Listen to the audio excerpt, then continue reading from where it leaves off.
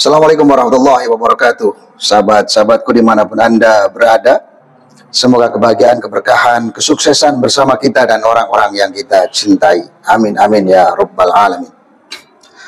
Salam NKRI harga mati, salam Pancasila Jaya, salam sejahtera untuk kita semua. Menanggapi Mbah Lutfi bin Yahya atau LBY yang sudah mendeklarasikan sebuah organisasi tandingan, kalau menurut saya, berupa Jatma Aswaja. Kalau resminya di PBNU adalah Jatman. Ini Jatma Aswaja. Namanya masih mirip-mirip, masih kental dengan KNU-an, tapi tidak di bawah naungan Nahdlatul Ulama. Karena yang resmi adalah Jatman yang saat ini dikomandoi oleh Al-Mukarram Kiai Haji Ahmad Halwani yang merupakan terah dari pendiri Jatman juga. Ada beberapa catatan yang saya lihat sebagai orang awam, sebagai warga Nahdien di akar rumput tentang pendirian Jatma Aswaja, Jatma tanpa N, Jatma Aswaja oleh Habib Lutfi bin Yahya beserta beberapa kiai yang ada juga di dalamnya, termasuk mantan sekjen PBNU. Ada apa dengan mereka sehingga harus memisahkan diri dengan Jatman di bawah organisasi besar yaitu Nahdlatul Ulama. Yang pertama, polemik nasab membuat semuanya terbongkar, termasuk silsilah nasab dari para klan Ba'alwi. Di dalamnya juga ada Habib Lutfi tentunya, kemudian pemalsuan sejarah, kemudian pemalsuan makam-makam, terbongkar semua dengan adanya polemik nasab, juga dengan adanya tesis Kiai Haji Imaduddin Usman Al-Bantani. Semua menjadi terbongkar, semua menjadi terang benderang. Nah, kemudian pada puncaknya berkaitan dengan Jatman, akhirnya Jatman kembali ke pangkuan Kiai Pribumi, yaitu Kiai Haji Ahmad Halwani.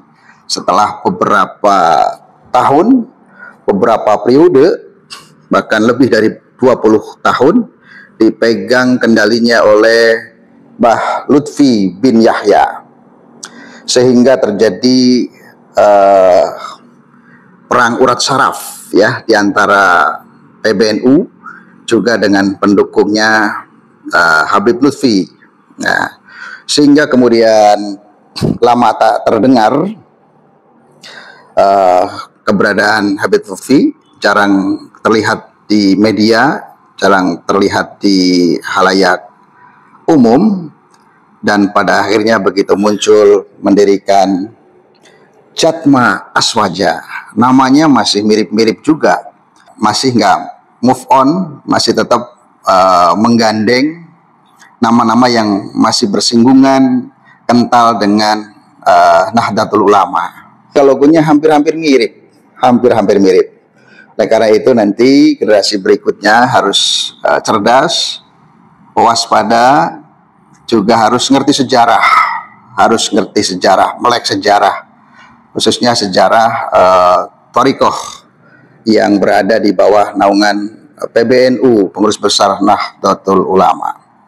Nah, ada apa dengan Habib Lutfi sehingga kemudian mendirikan organisasi Thariqah tersendiri? Ada beberapa catatan. Yang pertama, tentu Habib Lutfi tidak rela, tidak mau pengaruhnya runtuh begitu saja. Dia masih ingin tetap eksis dan bisa diakui oleh khususnya kelompoknya atau orang-orang yang mendukungnya bahwa beliau adalah seorang mursyid thariqah gitu. Meskipun kalau kita pandang dari kacamata orang awam saja bahwa Jatman itu bukan organisasi politik. Jatman adalah organisasi thariqah yang mengurusi zikir, mengurusi pikir, dan mengurusi kalbu, hati, sehingga hati itu menjadi tentram, zikrullah, menjadi dekat dengan Allah, dan tentu jauh dari egoisme, dari kesombongan, dari hal-hal yang bisa merusak amal ibadah kita. Nah, yang tidak habis pikir adalah beberapa kiai atau ustadz atau siapapun yang kemudian mengikuti beliau, bersama-sama berjuang dengan beliau. Secara hukum mendirikan organisasi itu tidak ada masalah, tidak ada masalah, karena warga Indonesia berhak berorganisasi, berhak mendirikan sebuah komunitas dan lain sebagainya. Kalau kita lihat dari sisi etika, dari sisi moral, maka ini bisa dikatakan sebagai cacat etika dan cacat moral.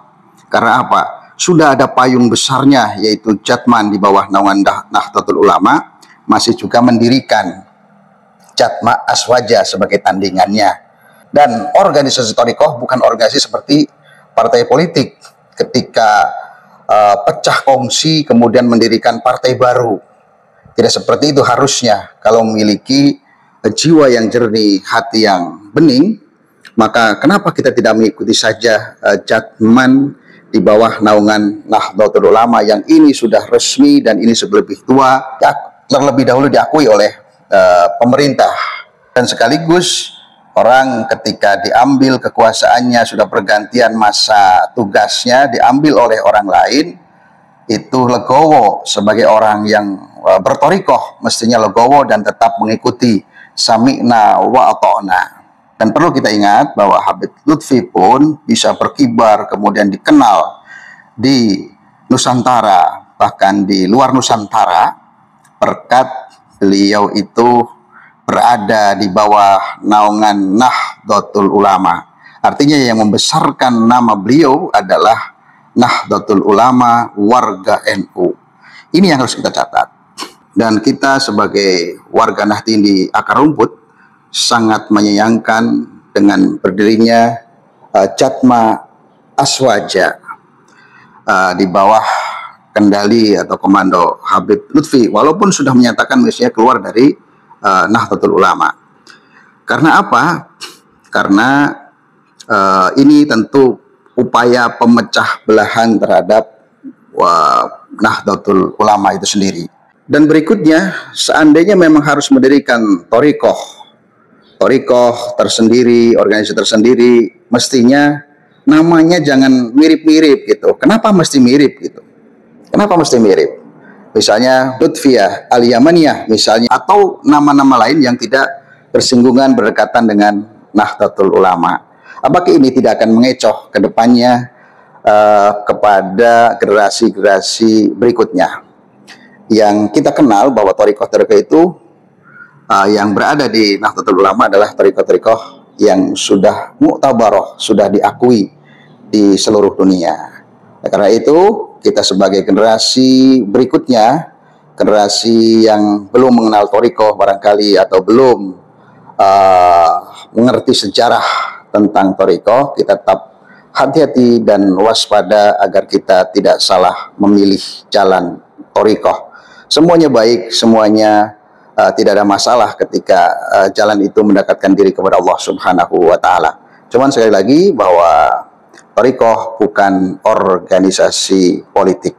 Ini saja, semoga bermanfaat. Assalamualaikum warahmatullahi wabarakatuh.